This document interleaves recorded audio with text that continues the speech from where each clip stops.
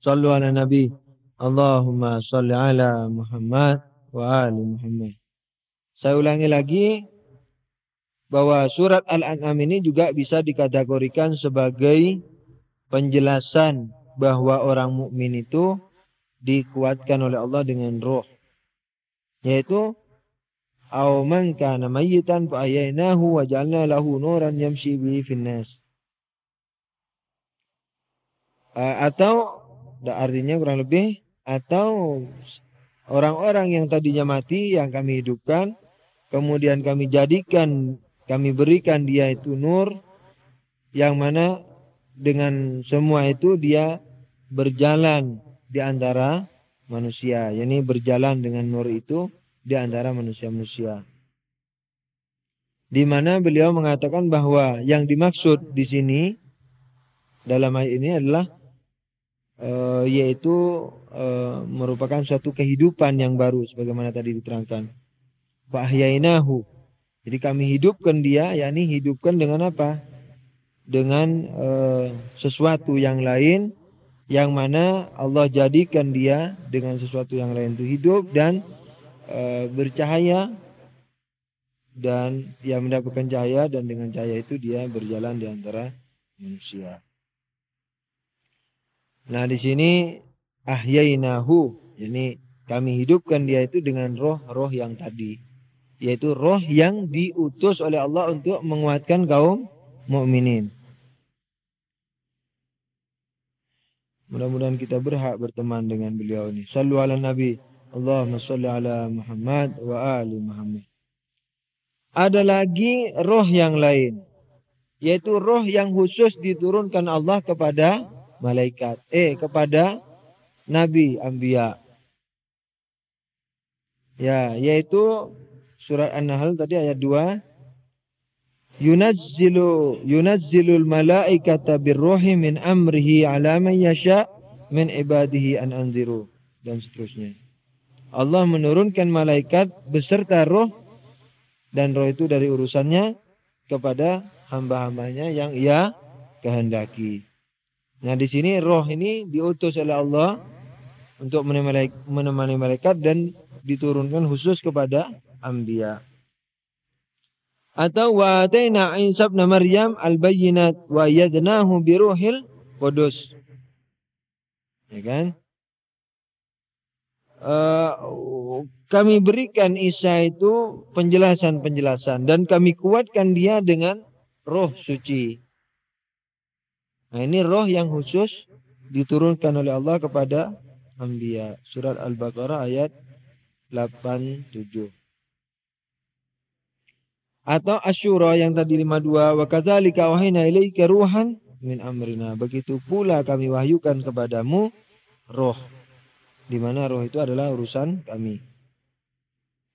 Kemudian ada roh lain, tapi Alamah tidak menyebutkan ayatnya di sini. Alamah cuma mengatakan bahwa ada ayat-ayat yang menggambarkan adanya roh yang lain, yang ada pada selain manusia dan binatang.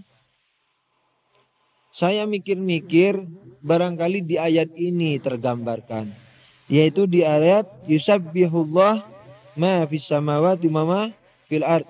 Kalau nggak salah begitu bunyi ayatnya.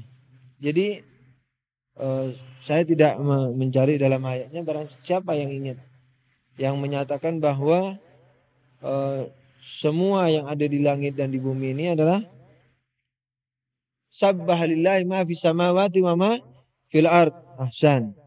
Sabbahalillahi ma fis samawati wa ma fil ard. Bertasbih kepada Allah semua apa-apa yang ada di langit dan di bumi. Nah, perkataan bertasbih ini dia merupakan satu kata kerja. Kata kerja, di mana kata kerja itu di sini umumnya yaitu ikhtiari. Jadi kata kerja yang dilakukan dengan kehendak. Kalau dulu-dulu barangkali kita terjemahkan sabbahalillahi ini dengan bumi berputar, misalnya matahari bersinar, api panas. Yani sesuai dengan aturan Allah Subhanahu wa taala. Tapi barangkali di samping itu ada makna atau maksud lain, yaitu menjelaskan bahwa alam ini juga mempunyai roh.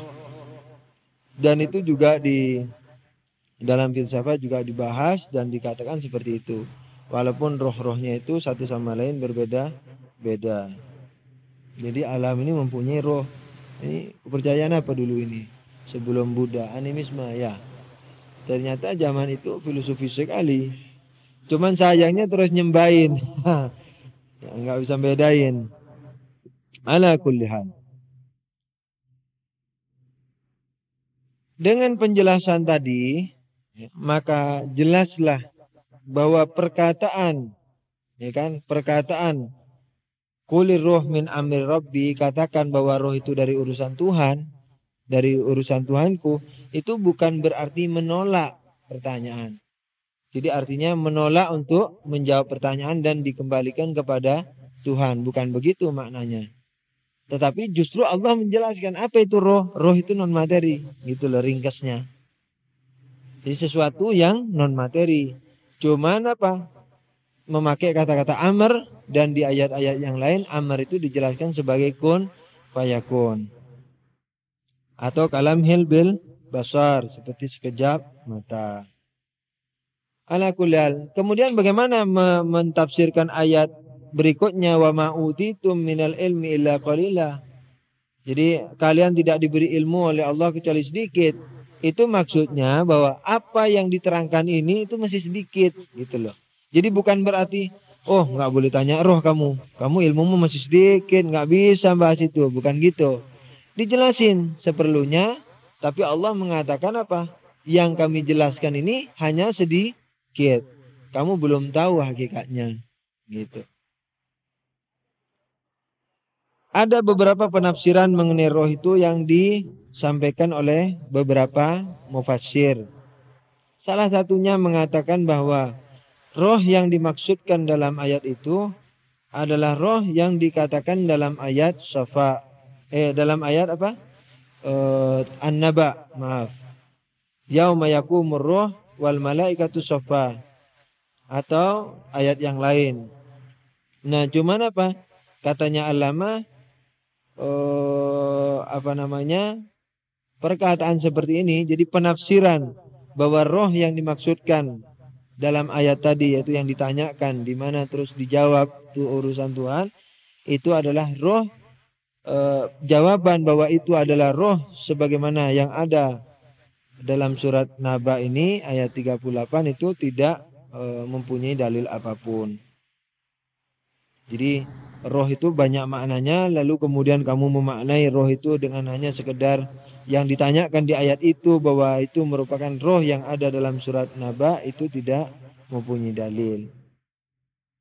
Kemudian ada yang berkata yang lain bahwa roh itu adalah Jibril, karena Allah menamai dia pada satu tempat sebagai Ruhul Amin. Nazala bihi Ruhul Amin ala qalbik. Allah dia turun kepada hatimu dengan Ruhul Amin. Kalau diartikan yang tadi sesuai dengan penafsiran kita nih. Jadi turun, jadi Ruhul Amin turun kepada hatimu gitu ini kalau menurut penafsiran mufassir ini. Yakni bahwa yang dimaksud dengan Ruhul Amin di sini adalah siapa? Malaikat Jibril. Katanya Allama, anggap itu begitu. Jadi anggap bahwa Malaikat Jibril diberi nama juga Ruhul Amin. Perkataan roh di suatu ayat itu tidak mesti langsung menunjukkan bahwa dia ini yang dimaksudkan. Jadi anggap saja bahwa Ruhul Amin salah satu nama dari Malaikat Jibril itu Ruhul Amin. Anggap begitu. Kalau kita menjumpai dalam satu ayat yang lain tentang perkataan roh, itu tidak harus bermakna beliau. Gitu. Ya. Lagi pula katanya, kalau hanya demikian bahwa kalau dengan serta-merta ketika Malaikat Jibril disebut, disinggung sebagai roh dan sebagainya, kemudian kita namakan bahwa roh itu adalah Malaikat Jibril, maka Nabi Isa juga bisa disebut sebagai Malaikat Jibril. Karena di ayat yang tadi Allah mengatakan apa? Wa kalimatuhu alqaha ila Maryam wa ruhun minhu. Jadi Nabi Isa juga disebut sebagai roh. Dan ia menurunkan, melemparkan, memberikan kalimatnya dan rohnya kepada Maryam. Nah, Nabi Isa juga disebut roh. Apakah Nabi Isa terus malaikat? Jibril. Kalau kita mau artikan ini sebagai kalau misalnya seseorang diberi malaikat Jibril diberi nama roh di ayat yang lain, kemudian ketika kita jumpai kata-kata roh kemudian kita artikan kepada malaikat Jibril. Kalau begitu kita juga bisa mengartikan ini Nabi Isa, roh yang dimaksud di sini. Karena Nabi Isa juga disebut sebagai roh. Itu enggak demikian. Ada lagi yang menyebutkan bahwa roh itu adalah Al-Quran. Sebab Allah mengatakan wa kadzalika auhayna ilaika ruhan min amrina. Sebagaimana yang disebutkan tadi, begitu pula kami wahyukan kepadamu roh dari urusan Tuhan kami, dari urusan kami. Kan? Ini yang dimaksudkan adalah Al-Quran.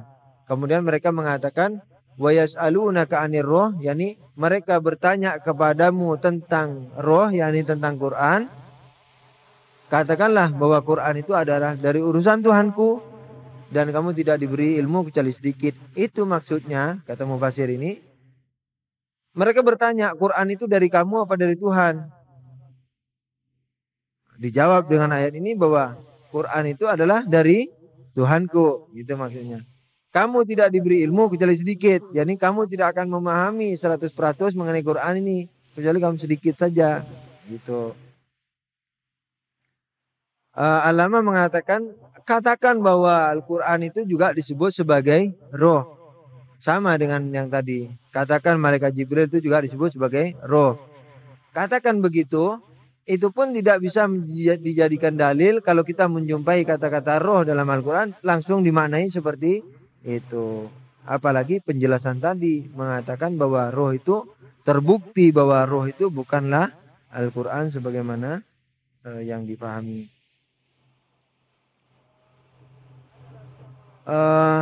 Ada lagi yang mengatakan bahwa roh yang dimaksudkan roh di sini adalah roh manusia. Katanya, mereka qolir roh min amri rabbi. Jadi Tuhan menolak menjelaskan ini. Mereka bertanya tentang roh manusia, kemudian Allah menolak untuk menjawab. Katakan Muhammad bahwa roh itu urusan Tuhanku, tak usah usil. Itu maksudnya, ya kan? Beliau mengatakan bahwa sebab dalilnya, kenapa dikatakan roh itu adalah roh manusia? Mereka mengatakan dalilnya adalah karena begitu kita mendengar satu kata, akal kita itu lebih cepat untuk mana yang lebih cepat untuk memahami. Jadi misalnya ketika kita mendengar kata singa, ya kan? Apa yang langsung kita gambarkan? Kan langsung binatang berkaki 4 dan buas. Tidak bisa kita langsung memaknai misalnya orang berani. Walaupun singa itu bisa bermakna orang pemberani. Tapi yang datang lebih dahulu ke akal kita adalah harimau, yaitu binatang berkaki 4 dan buas. Katanya dengan demikian maka roh, ketika kita mendengar kata-kata roh, itu enggak langsung ke malaikat Jibril dan semuanya. Langsung ke roh kita. Dengan demikian maka yang dimaksudkan roh di sini dalam ayat mereka bertanya kepadamu tentang roh, kemudian katakanlah bahwa roh itu adalah urusan Tuhanku, itu adalah apa? Roh manusia. Kata Al-Lama dalam Al-Quran nggak boleh memahami Al-Quran begitu. Yang lebih cepat dahulu datang itulah maksudnya, bukan begitu. Sebab Al-Quran perlu direnungi. Dan setelah kita renungi maka jelas sekali bahwa roh itu adalah mutlak dan banyak tingkatannya. Dan Allah menjelaskan walaupun sekedarnya. Ada lagi yang mengatakan oke, yang dimaksudkan roh secara mutlak yang ditanyakan. Tetapi yang ditanyakan apakah dia itu adalah qadim apa hadis. Gitu. Jadi roh itu qadim apa hadis. Jadi yas'alunaka 'anir roh, itu yas'alunaka 'anir roh apakah dia qadim apakah hadis. Apakah dia lama, tidak didahului oleh tiada atau didahului oleh tiada. Katanya Al-Lama, tidak ada konotasinya ke situ. Bagaimana kok katanya orang Madura sap nyap sap. Jadi hubungannya. Jadi di ayat itu nggak menyebutkan hal yang seperti itu, kok langsung ke sana gitu. Jadi Allah tidak menyebutkan di sini tentang hal itu. Dalam ayatnya itu nggak tergambarkan sedikit pun tentang hal itu. Tentang kemutlakannya oke, memang benar, tetapi dikhususkannya roh itu kepada pertanyaan apakah dia qadim apa hadis itu tidak sesuai. Ya, tidak relevan. Kemudian dalam satu hadis dikatakan bahwa salah satu imam kita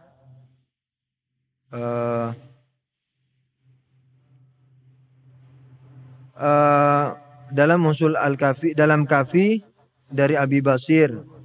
Abi Basir berkata, saya bertanya kepada Aba Abdillah alaihissalam terhadap firman Tuhan yang mengatakan yas'alunaka anir ruh qul ruh min amri rabbi. Bertanya mereka kepadamu tentang roh, katakan bahwa roh itu dari urusan Tuhanku. Terus Aba Abdillah berkata alaihissalam, qala khalqun a'zam min Jibril wa Mikail kana ma'a Rasulullah wa huwa ma'al a'immah wa huwa minal malakut. Jadi Abi Basir ini bertanya kepada Aba Abdillah, cuman saya tidak bisa mengkhususkan Aba Abdillah di sini. Walaupun umumnya Imam Ja'far As-Shadiq ada. Abi Basir ya. Jadi yang dijuluki Aba Abdillah dalam Imam 12 yang dijuluki Aba Abdillah itu ada dua, yaitu Imam Husain dan Imam Ja'far As-Shadiq. Iya makanya. Nah, untuk mengenal apakah Aba Abdillah itu Imam Husain, apakah Imam Ja'far As-Shadiq itu dari perawi hadis yang terakhir, yakni yang langsung menerima dari imam. Jadi ada sahabat-sahabatnya itu nanti diketahui apakah ini Aba Abdillah Imam Shadiq, apakah Aba Abdillah Imam Husain. Nah, Abi Basir ini itu termasuk dari kalangan sahabat dari Imam Ja'far As-Shadiq. Maka itu berarti Aba Abdillah di sini adalah Imam Ja'far As-Shadiq. Imam Ja'far As-Shadiq mengatakan apa? Roh itu adalah suatu ciptaan yang lebih agung dari Jibril dan Mikail. Dan beliau selalu bersama Rasulullah dan beliau juga selalu bersama a'immah. Salawatullah wa salamuhu alaihim ajma'in. Sallu ala nabi. Allahumma salli ala Muhammad wa ali Muhammad. Barangkali sampai di sini dulu. Kemudian hal-hal yang lain mungkin akan kita bahas minggu berikutnya. Barangkali didiskusikan atau mau diapain dulu. Sallu ala nabi. Allahumma salli ala Muhammad wa ali Muhammad. Sallu ala nabi. Allahumma salli ala Muhammad wa ali Muhammad. Setelah kita cukup beristirahat, sebagaimana biasa mari kita lanjutkan ke dalam bab diskusi atau tanya jawab atau menyampaikan masalah. Tadi ada yang bertanya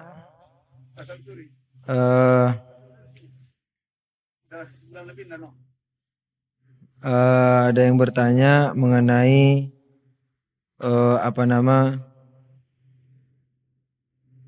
sebenarnya ini tidak menyangkut secara langsung apa yang kita bahas malam ini, tapi ada baiknya bagi yang barangkali belum dengar bahwa, tapi ini sebenarnya jelimet ya, cuman mau secara global aja bahwa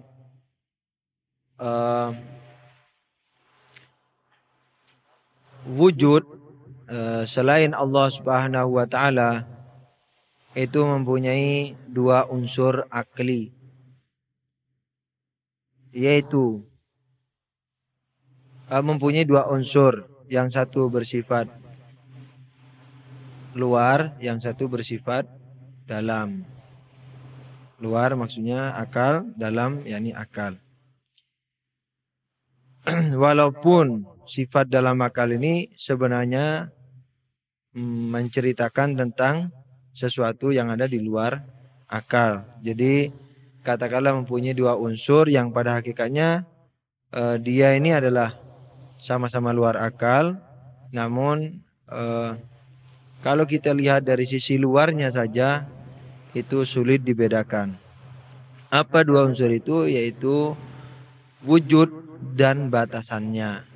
Jadi setiap wujud selain wujud yang tidak terbatas itu memiliki dua unsur, yaitu wujudnya dan batasannya. Kalau dalam bahasa yang lebih meringkas, yang lebih jelas, yaitu mempunyai dua unsur antara wujud dan esensinya. Esensi itu sama dengan limit, sama dengan batasan. Jadi menceritakan ya hakikat dirinya, esensinya. Misalnya ketika kita katakan bahwa manusia itu binatang rasional, berarti dia bukan selain binatang, ya kan? Dan bukan selain rasional. Waalaikumsalam warahmatullahi. Jadi begitu ada pembatasan binatang rasional, berarti dia bukan selain binatang dan bukan selain rasional. Sebagaimana kita punya sawah, misalnya ladang A, ladang B, ladang C. Satu berapit-apit misalnya. Nah, ladang B ketika kita katakan ini adalah ladang B, ladang itu dia mempunyai, dia ada wujudnya ladang, sawah. Tapi dia juga mempunyai batasan, misalnya diapit oleh sawah A dan sawah C misalnya. Jadi ada batasannya. Nah, wujud selain yang maha kuasa, selain dari wujud yang maha kuasa yang tidak terbatas mempunyai batasan di samping wujudnya. Nah, batasan itu yang kita sebut esensi, itu ada, boleh dikata ada dua macam. Esensi yang banyak anggotanya, ada esensi yang hanya satu anggotanya. Seperti binatang rasional, itu esensi daripada manusia. Anggotanya siapa? Individunya. Kita ini banyak, lebih dari satu. Dengan demikian maka esensi manusia ini mempunyai banyak individu. Nah, kenapa begitu? Karena individu-individu yang tercakup dalam satu naungan esensi tadi, satu sama lain berbeda, misalnya sifat-sifatnya. Dia lebih panjang, dia lebih tinggi, lebih pendek, lebih gemuk, lebih kuning, lebih dan macam-macam. Lebih berat, lebih kekar, misalnya. Kalau batu misalnya lebih hitam, lebih gede, lebih kasar, lebih berat, misalnya batu biasa dengan batu karang, misalnya lebih berat batu biasa, dan sebagainya. Nah, karena dia mempunyai banyak unsur. Oleh karena itu, unsur-unsur yang berbeda satu sama lain, sekalipun dari sisi esensi atau batasan, dia tidak mempunyai perbedaan, akhirnya apa? Dia mempunyai perbedaan dari sisi lainnya, yaitu dari sifatnya. Karena apa? Ketika sifat-sifatnya berbeda, maka tidak layak disebut satu. Orang misalnya paling maksimal orang berkata mirip, ini sama dengan itu. Begitu kita katakan ini sama dengan itu, berarti nggak sama. Karena kalau sama, kita nggak boleh bilang ini dan itu. Mesti ini aja atau itu aja. Tapi begitu kita katakan ini sama dengan itu, berarti ketika kita mengatakan ini dan itu sudah nggak sama. Jadi yang dimaksud ini sama dan itu, misalnya tingginya. Ini sama dan itu, misalnya laki-lakinya. Ini sama dan itu, misalnya perempuannya. Ini sama dan itu. Tapi ini sama dan itu dari keseluruhan, tidak mungkin. Oke. Nah, sekarang bagaimana kalau non materi? Kalau wujud non materi itu tidak mempunyai unsur-unsur sebagaimana unsur materi. Kalau dia tidak memiliki unsur-unsur sebagaimana unsur materi, maka mustahil untuk memiliki anggota. Jadi esensi tadi yang kalau dalam esensi material itu bisa memiliki anggota-anggota yang banyak, artinya lebih dari satu individu-individu. Tetapi kalau non materi, karena dia nggak terikat dengan tempat, nggak ada yang tinggi, nggak ada yang gemuk, nggak ada yang pendek, nggak ada yang kuning, nggak ada yang non materi, nggak seperti materi. Dia sederhana, nggak terikat dengan tempat, ruang, tempat apanya ruang, waktu dan sebagainya. Oleh karena itu, kalau wujud itu non materi, setiap satu esensi hanya satu individunya. Kalau material, setiap satu esensi bisa lebih dari satu. Jadi, misalnya malaikat Jibril non materi umpamanya, esensinya ya esensi malaikat Jibril. Satu saja malaikat Jibril. Jadi nggak ada esensi malaikat, kemudian malaikat itu banyak individunya, malaikat Jibril, Mikael, Israel dan sebagainya. Waalaikumsalam warahmatullahi. Ya kan, dengan demikian maka yang namanya wujud non materi itu setiap satu esensi hanya satu individu. Jadi yang ditanyakan tadi minta penjelasan lebih jelas mengenai pelajaran yang telah lalu, yang tadi ya berhubungan secara tidak langsung ya, secara dengan yang kita bahas tadi, yaitu adanya misalnya malaikat. Ya, barangkali ada yang lain. Ya. Sallu ala Nabi. Allahumma sholli ala Muhammad wa ali Muhammad. Sebenarnya pertanyaannya apa namanya baik dan bermutu. Cuman barangkali banyak menyita waktu, tapi tidak apa-apa. Itu lebih baik daripada tidak bertanya.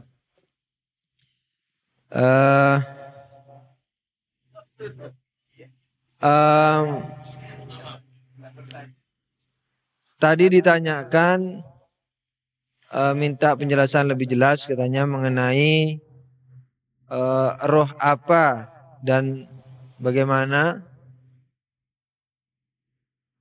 di mana roh apa dan bagaimana yang atau menempel katanya yang ada pada atau yang ada pada makhluk-makhluk atau benda-benda mati, barangkali begitu kesimpulannya. Tempo hari sudah kita bahas itu ya, walaupun wama utitum minal ilmi illa qalila ya. Jadi secara sangat global sekali waktu itu saya menukil yang seingat saya pandangan Mullah Sadra rahimahullah, di mana beliau meyakini, dan ini juga yang diyakini oleh banyak ustadz ya, termasuk Alamah Toba-Tobai yang diisyaratkan melalui tafsir ini, atau yang saya dengar dari ustadz saya yaitu Ustadz Ja'far Hadi yang sekarang kalau nggak salah ada di Malaysia. Beliau mengatakan, menukil perkataan Alamah Toba-Tobai bahwa semua benda itu mempunyai roh. Ala kulli hal perinciannya kurang lebihnya sebagai berikut. Perinciannya ini pun tetap bukan perincian, tetap ringkasan.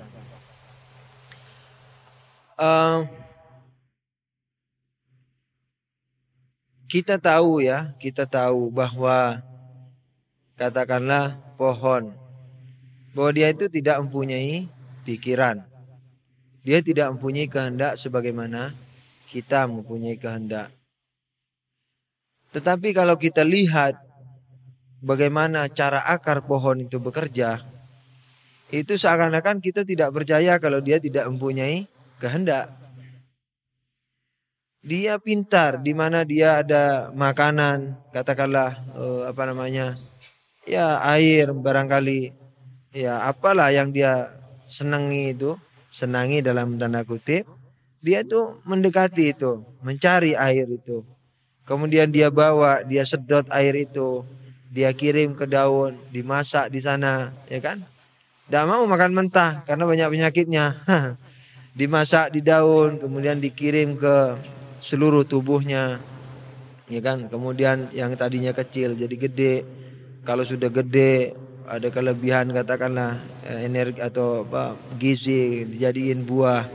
Buahnya itu selalu masam, ada yang manis buahnya dan sebagainya sekalipun makanannya sama. Nah, dari dua sisi yang hampir kontradiksi ini kita dapat menyimpulkan bahwa dari dua sisi, maksudnya dari satu sisi pohon nggak punya akal, nggak punya kehendak. Dari satu sisi canggih sekali prosesnya itu. Bagaimana akar pohon mencari makanan, dimasaknya di daun dan kemudian dikirim ke seluruh tubuhnya. Nah, dari dua hal yang hampir katakanlah kontradiksi ini, kita dapat menyimpulkan bahwa sesungguhnya pohon yang secara lahiriah tidak mempunyai unsur rohani, tidak mempunyai unsur roh, itu pada hakikatnya mempunyai unsur roh. Di mana roh itulah yang membimbing materi akar pohon tadi kepada makanan dan menyedotnya dan seterusnya dan seterusnya. Ya kan? Atau kalau tempo hari kita umpamakan dengan putaran elektron terhadap proton. Kita sadar bahwa proton dan elektron sama-sama nggak punya kehendak, nggak punya pikiran. Tetapi nggak pernah yang namanya elektron itu sedikit maju atau sedikit mundur, melebar lingkarannya atau menyempit lingkarannya, ya kan? Atau mempercepat lingkarannya, putarannya terhadap proton, atau malas diem umpamanya, nggak pernah. Bayangkan ya kalau barangkali kalau kita nggak merenunginya, itu nggak aneh. Coba bayangkan seperti ini, di udara ada tisu ini yang ada yang di tangan saya, tangan kanan, kemudian kaset yang kulit bungkus kaset yang ada di tangan kiri. Kemudian ini terjadi di udara, kita lihat tisu ini melingkari kaset umpamanya. Itu peristiwa aneh enggak? Aneh. Kan aneh. Lah, elektron yang mengitari proton itu seperti itu. Kalau kita gedein, kita taruh di depan kita, aneh. Kok bisa berputar? Dia tanpa mempercepat, tanpa memperdekat. Jadi lingkarannya tetap nggak kecil, nggak gede lingkarannya. Atau nggak ngelingkar kebalik misalnya. Justru kalau dipaksain berontak dia. Seperti bom atom itu kan memaksai. Dia katakanlah, nggak tahu bagaimana, jangan-jangan keliru. Dulu saya pernah dikasih tahu orang, katanya elektron itu dipaksa ditekan untuk mendekati protonnya, katanya gitu. Kemudian timbul gesekan dan walhasil ledakan. Protes nggak mau, umpamanya, ya kan? Nah seperti itu. Kalau kaset atau tisu ini mengitari kaset itu suatu peristiwa aneh, kecuali dilakukan oleh orang yang mempunyai kehendak, ya kan? Maka lingkaran elektron terhadap proton pun begitu.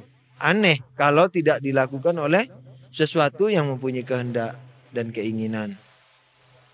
Nah, sesuatu dan yang mempunyai kehendak dan keinginan kita tidak bisa kita larikan ke proton itu sendiri atau elektronnya.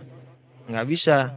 Karena kita sadar bahwa dia tidak mempunyai akal pikirannya dan kehendak. Oleh karena itu ada unsur lain yang disebut katakanlah non materi.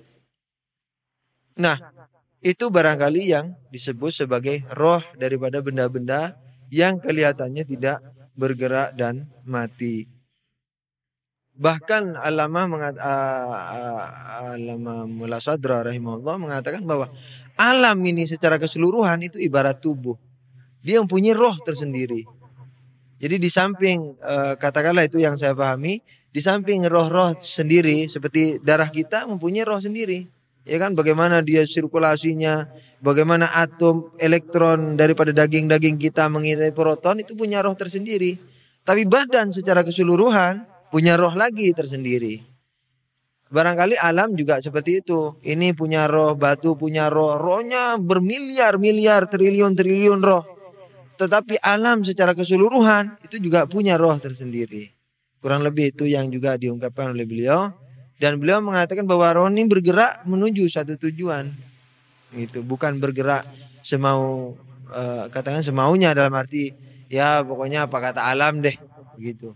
Barangkali itu yang disebut sabbahalillahi ma fis samawati wa ma fil ard, barangkali wallahu alam. Jadi barang-barang yang nampak tidak bergerak itu tetap bergerak ya, dan yang menggerakkan itu adalah rohnya.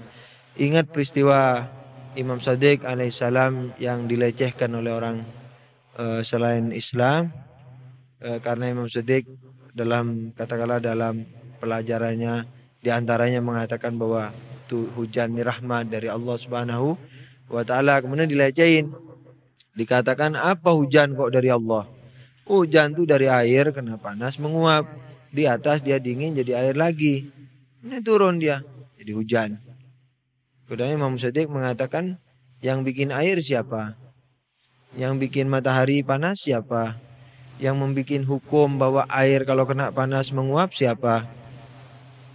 Yang membuat hukum bahwa uap itu kalau dingin menjadi air siapa? Gitu. Terus Imam Shadiq setelah menjelaskan itu, Imam Shadiq katakanlah alaihissalam memberi tambih yang cukup keras kepada orang itu, peringatan. Beliau mengatakan lihatlah batu di sebelahmu itu. Dilihat. Terus kenapa dengan batu ini? Dia bergerak enggak? Kata Imam Shadiq. Ketawa orang itu. Apa kok pertanyaan lucu banget? Dia diam di tempatnya. Kata Imam Shadiq, iya. Dia di tempatnya, dalam keadaan di tempatnya itu dia bergerak enggak? Wah, ini lucu katanya. Oh jelas dia diam begitu kok dibilang bergerak. Kata Imam Shadiq, dia bergerak. Umat masa depan yang akan membuktikannya bahwa batu itu bergerak. Kalau sekarang dibilang bergerak enggak aneh. Bahkan rekaman elektron yang mengitari proton sudah ada katanya alatnya. Jadi tinggal ditempelin, kemudian kita setel, kedengaran suaranya. Apa wing wing wing wong wong wong enggak tahu. Beli dulu alatnya, walhasil bisa direkam. Jadi itu barangkali yang disebut dengan roh daripada setiap masing-masing keberadaan. Jadi ala kulli hal seperti itu. Jadi kalau tadi Allamah hanya mengisyarahkan saja bahwa ada ayat-ayat yang menyinggung adanya roh-roh lain pada alam ini, barangkali yang dimaksudkan itu. Dan penjelasannya kurang lebih seperti tadi itu. Barangkali ada yang lain? Ada pertanyaan bahwa adakah seseorang yang mampu berhubungan dengan roh-roh itu? Kemudian apakah ada caranya dan sebagainya? Sebelum saya menjawab, tentu kita harus menyatukan dulu apa yang dimaksud roh di sini kan. Jadi apakah yang dimaksud roh di sini? Apakah roh daripada alam sebagaimana tadi atau roh manusia saja? Kalau yang dimaksudkan roh daripada katakanlah ya dua-duanya ya perlu kita kasih isyarat. Kalau roh terhadap alam ini barangkali ada. Kenapa? Karena roh daripada manusia ini kalau dia mencapai ketinggian tertentu, mencapai ketinggian yang sangat agung, di mana dia melebihi dari katakanlah tingkatan malaikat, maka roh di sini tidak aneh kalau bisa berhubungan dengan roh-roh yang lain. Apakah roh itu adalah roh yang membantu kaum mukminin? Apakah roh yang apakah roh yang ada pada makhluk-makhluk lain? Walaupun barangkali roh yang tadi berteman dengan Jibril ketika malaikat Jibril alaihissalam menurunkan wahyu, ya kan, kemudian dia membacakan wahyunya itu, tetapi yang membawa Qur'annya itu adalah roh, sebagaimana maklum. Maka barangkali yang berhubungan dengan itu khususnya barangkali hanya orang-orang yang suci sejak dari awal, yaitu Rasulullah dan maksumin ya, alaihissalam. Cuman roh-roh yang lain saya yakin itu bisa lantaran ada orang-orang yang melihat cahaya-cahaya itu. Saya punya kenal seseorang, dia sering melihat cahaya. Kemudian dia tidak tahu itu cahaya apa, kemudian tanya sama gurunya. Dia bilang itu adalah cahayanya Mahdi alaihissalam. Walaupun dalam bentuk ini berbelit-belit ini ceritanya. Karena apa? Dalam tatapan irfan itu alam ini adalah jelmaan daripada Imam Ali alaihissalam. Sebagaimana dalam riwayat tempo hari juga sudah disinggung bahwa alam ini diciptakan Allah dari rohnya Imam Ali. Oleh karena itu salah satu nama dari Imam Ali adalah Abu Turab, ayahnya tanah. Walaupun dalam makna simbolik walhasil kasarnya seperti itu. Tapi bisa saja simbolik, yakni dengan berkahnya Imam Ali. Sehingga orang irfan ketika dia menatap alam ini adalah jelmaan Ali bin Abi Thalib. Jadi hakikat barokahnya Ali bin Abi Thalib. Dan diantaranya sumber barokah itu sekarang kan ada di tangan Imam Mahdi salawatullahi wassalamu alaihi wa ala abahi tahirin. Sallu ala Nabi. Allahumma salli ala Muhammad wa ali Muhammad. Oleh karena itu, semua cahaya dan barakat yang ada di alam ini adalah melalui restu daripada Imam Mahdi. Karena beliau ini sekarang ini sebagai representatif Allah Subhanahu wa taala yang tidak langsung, yakni melalui wakil Allah, yakni melalui Nabi. Kalau Nabi wakil Allah secara langsung, kalau imam wakil Allah secara tidak langsung, yakni setelah Nabi. Ala kulli hal. Banyak orang yang melihat cahaya-cahaya itu, ya kan? Nah, kalau yang ini satu sisi. Kalau yang dimaksudkan roh tadi, roh manusia, apakah bisa berhubungan dengan roh-roh manusia, katakanlah yang sudah meninggal atau yang belum meninggal? Jawabannya tetap sama, yaitu bisa. Bahkan ada ilmu-ilmu yang untuk mendatangkan roh itu. Cuman dalam Syiah khususnya fatwanya Imam Khomeini rahimahullah itu diharamkan. Jadi kalau di antara kita yang taklid sama imam punya ilmu untuk mendatangkan roh itu, harap dibuang jauh-jauh karena diharamkan ya. Bisanya bisa, tetapi diharam kayak makan babi kan bisa, tetapi haram hukumnya. Jin juga begitu, menggunakan tenaga jin nggak boleh menurut fatwa imam. Bahkan menggunakan tenaga malaikat pun diharamkan oleh imam. Luar biasa ya. Ala kulli hal. Ya kurang lebih. Nah, cuman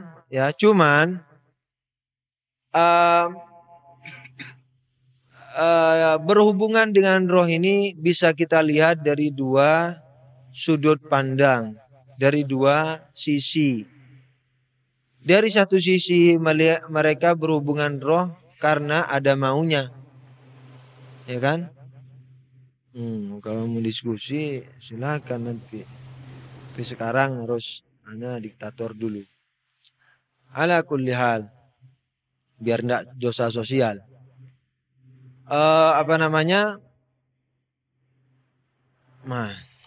Sallu ala Nabi. Allahumma shalli ala Muhammad wa ali Muhammad. Jadi roh berhubungan dengan roh itu bisa kita lihat dari dua sisi.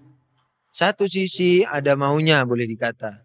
Nah, ini yang umumnya diharamkan, katakanlah sesuai dengan fatwa Imam Khomeini rahimahullah. Tapi ada berhubungan dengan roh itu tanpa dia tuju sebelumnya, tanpa dia ingini sebelumnya. Misalnya kalau ketika kita mengamalkan perintah-perintah Allah, takwa dan sebagainya, tahu-tahu kita sudah bertemu dengan mereka. Misalnya bertemu dengan orang-orang irfan itu kalau ziarah ke makam imam itu kita takjub ya melihat mereka itu kadang-kadang bicara mereka. Kita lihat mereka berdialog, tapi kita nggak tahu apa yang mereka dialogkan dan apa yang mereka dapatkan. Karena antara kita dan mereka terdapat hijab ya yang jelas. Nah, kalau bicara hijab ini luar biasa. Katanya Imam, hijab paling tebal itu adalah dirimu sendiri. Jadi zina, mencuri, riba itu hijab. Tapi itu dibanding dirimu masih lebih kecil. Jadi dosa-dosa besar kecil itu semuanya hijab. Tapi hijab yang paling besar adalah dirinya sendiri. Yani ketika kita merasa misalnya saya ini orang baik, saya ini orang ini, itu sudah mulai naudzubillah ya. Kita bisa bilang naudzubillah 1000 kali, tapi hati siapa tahu kan begitu. Jadi tadi di pelajaran di rumah ada murid bertanya, setelah saya jelaskan mengenai takabur, hakikat takabur itu adalah menolak kebenaran. Jadi bisa saja orang menangis-nangis tapi dia sambil takabur itu. Terus dia bertanya, kalau begitu takabur itu bisa dilakukan dengan dengan apa? Orang yang punya akhlak diam, kemudian tidak banyak ngomong. Iya. Kalau niatnya tidak ikhlas. Atau misalnya bangga. Dulu saya banyak ketawa, sekarang sudah enggak. Nah, sudah mulai itu dia. Melihat setan itu kan jatuhnya di situ. Dia enggak berbuat maksiat, dia enggak berbuat zina, dia suci. Tapi begitu dia melihat dirinya jatuh. Kenapa? Makanya ketika disuruh bersujud sama Nabi Adam enggak mau, karena dosanya yang pertama apa? Melihat dirinya. Dia melihat dirinya mulia, jatuh dia. Terus melanggar kepada yang lebih besar lagi. Enggak mau. Ketika ditanya enggak mau, enggak malah taubat. Mestinya kan kenapa enggak mau? Maaf ya Allah, sekarang saya mau, kan gitu mestinya. Kenapa enggak mau? Iya, ngapain? Engkau bikin aku dari api, dari cahaya, engkau bikin dia dari tanah. Nah, mulai dosanya semakin gede gitu. Kembali kepada masalah kita, berhubungan dengan roh ini bisa dengan cara yang islami, yang itu katakanlah tidak ada metodologinya. Yang haram itu umumnya ada metodologinya. Ini baca ini sekian, ini baca ini sekian, ngadep ke barat, melingkar-lingkar, dan walhasil ada ilmunya itu. Tapi ada yang tidak pakai metodologi seperti itu, dia tidak menuju untuk itu. Dia bertawakal aja kepada Allah. Tahu-tahu dia mendengar jawab salam Nabi misalnya. Ketika kita di dalam sholat, Assalamualaikum ayuhan nabiyyu, kita tidak tahu-tahu udah dengar nama jawabannya, misalnya umpamanya barangkali sallu ala nabi, Allahumma shalli ala Muhammad wa ali Muhammad. Atau ada seseorang pernah di zaman, cuman saya tidak ingat, kalau sudah tahu nama itu suka lupa. Ada seorang ulama ingin membela mazhabnya ya Syiah, tapi nggak bisa jawab.